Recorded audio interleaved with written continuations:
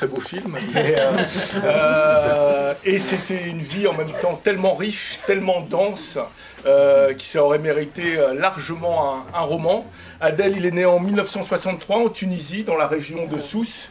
Il a débarqué très jeune en France, il a passé seulement 1 an ou 2 en Tunisie. Il a grandi à la Courneuve, dans la cité des 4000, donc c'est vraiment un enfant du béton, du ciment. Il a eu une jeunesse turbulente, on va dire. Il a été très vite abonné au foyer, aux maisons de redressement. Là, il a découvert quelque chose, et j'y reviendrai, qui sera déterminant dans sa vie, c'est le théâtre.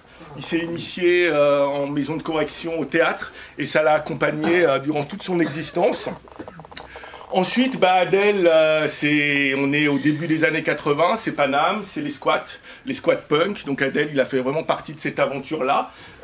Les squats artistiques et les squats un peu moins artistiques. Il y a eu des belles conneries qui l'ont amené de longues années derrière les barreaux, notamment à Fleury-Mérogis. Il en est sorti, et il en est sorti justement aussi par l'art, c'est-à-dire que là, il s'est engagé dans des troupes. Il a fait plusieurs fois le festival d'Off d'Avignon. Alors, il faut s'imaginer, parce que même moi j'arrive pas à l'imaginer, c'est lui qui m'en parlait, mais Avignon en 86, ça n'a rien à voir avec aujourd'hui. C'était un gigantesque bordel magnifique, une douce anarchie, et Adel, il me racontait comment ils dormaient tous avec ses potes, moitié intermittents, moitié zonards, sur la place de l'horloge, dans les duvets, ça fumait, ça chantait, ça faisait la manche. Donc il a connu ces aventures-là, il a joué des super rôles, il a joué Scapin de Molière, il a joué En attendant Godot, et il a même fait du cinéma, figurez-vous.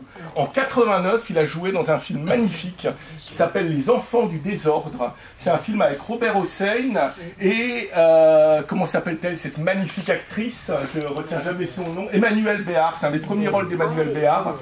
Et alors c'était un rôle taillé sur mesure pour Adel. Emmanuelle Béard joue le rôle, elle joue magnifiquement Béard dedans, elle joue le rôle d'une jeune toxicomane qui sort de prison et qui se réinsère par un atelier théâtre. Et Adel joue avec d'autres un peu finalement son rôle.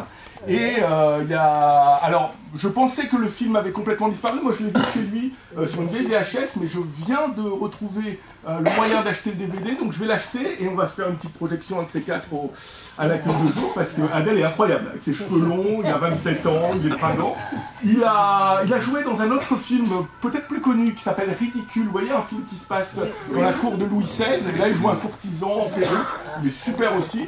Je pense qu'il aurait pu finalement avoir une très grande carrière au cinéma ou au théâtre, mais il a choisi finalement que ce serait la vie, son théâtre, Adel. Et donc il arrive à Avignon, il y a plein de péripéties que soit je connais pas, soit je passe, et moi je l'ai rencontré, Adel, il y a 4 ans. C'était la première fois que je débarquais au Secours catholique et c'est avec lui que j'ai fait ma première maraude. Et j'en ai fait des dizaines et des dizaines avec lui. Et, des maraudes comme ça, j'en ferai plus jamais. C'était pas seulement une distribution, d'ailleurs c'est pas seulement une distribution, c'est tisser du lien social, mais avec Adel ça prenait tout son sens. C'était un festival en fait, les maraudes. C'est-à-dire qu'il faut imaginer, vous vous souvenez tous de son harmonica évidemment. Harmonica, quand j'ai commencé, il en jouait pas très bien, mais à la fin c'était un vrai bluesman. Franchement il jouait super bien l'harmonica à la fin, Adel. Et alors harmonica c'était que le début parce qu'il avait toujours dans la chariot maracas, des petits tambourins et son fameux mégaphone, et là ça se terminait, mais alors c'était incroyable, on traversait toute la ville, on chantait tout le temps, il fallait avoir une bonne voix pour suivre Adel, on chantait et arrivé Place Pie, c'était pas micro ouvert mais mégaphone ouvert, c'est-à-dire qu'on tendait le mégaphone à tout le monde et tout le monde pouvait déclamer de la poésie, etc. Et on sortait souvent, alors je les ai reprises, on sortait les petites lunettes, comme ceci, les chapeaux. Alors des fois les gens vous se demandaient, mais c'est le Secours catholique ça? Ou c'est je ne sais pas quoi? Ou c'est la cour des miracles? Mais c'était un peu des deux. Et voilà, donc Adel c'était, comme tu l'as bien rappelé, Maud, quelqu'un qui était de toutes les initiatives, vraiment de toutes les initiatives. Il y avait évidemment les maraudes, c'était un des maraudeurs les plus fidèles, mais il y avait aussi l'atelier d'art plastique, combien on a passé de temps à confectionner des choses formidables.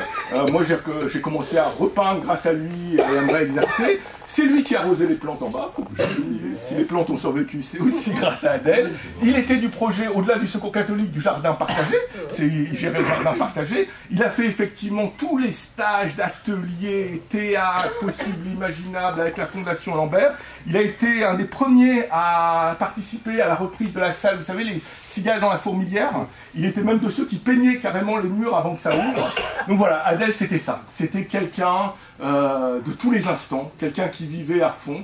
Moi, je pense qu'il mériterait largement la Légion d'honneur et la médaille du mérite. En tout cas, moi, j'ai envie de lui décerner le prix Nobel de la joie, parce que vraiment, Adèle, si je dois m'en souvenir, c'était ça. C'était une joie incroyable. Une joie incroyable. Il fait vraiment partie de ces gens dont on se rend compte qu'il manque, parce que même aujourd'hui, alors qu'il est mort, on a envie de faire des choses. Je ne sais pas comment dire. C'est-à-dire que c'est quelqu'un qui nous pousse à avoir des initiatives, à agir, etc. Il fait vraiment partie des rares personnes comme ça qu'on a la chance de côtoyer. Donc voilà, moi je pense que le meilleur moyen pour que Adèle continue à être parmi nous, c'est continuer à être joyeux, à être solidaire, continuer à prendre des initiatives artistiques, etc. Et puis vivre au singulier, vivre au présent, vivre intensément, tant qu'on peut. Et on va continuer, Adèle. Je vais lire un petit poème qui m'a fait découvrir. Tournesol de Jacques Prévert, qui, faut l'imaginer, Place-Pire en train de le déclamer à l'Hygiaphone. Je le récite moins bien que lui, puisque lui le connaissait par cœur, mais c'est un très beau texte. Tournesol. Tous les jours de la semaine, en hiver, en automne, dans le ciel de Paris, les cheminées d'usine ne fument que du gris.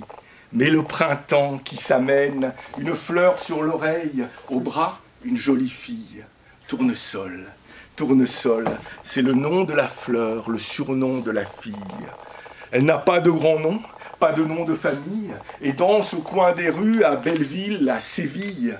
Tournesol, Tournesol, Tournesol, valse des coins des rues, et les beaux jours sont venus, la belle vie avec eux. Le génie de la Bastille fume des gitanes bleues, dans le ciel amoureux, dans le ciel de Séville, dans le ciel de Belleville, et même de n'importe où. Tournesol, Tournesol, c'est le nom de la fleur, le surnom de la fille. Le texte.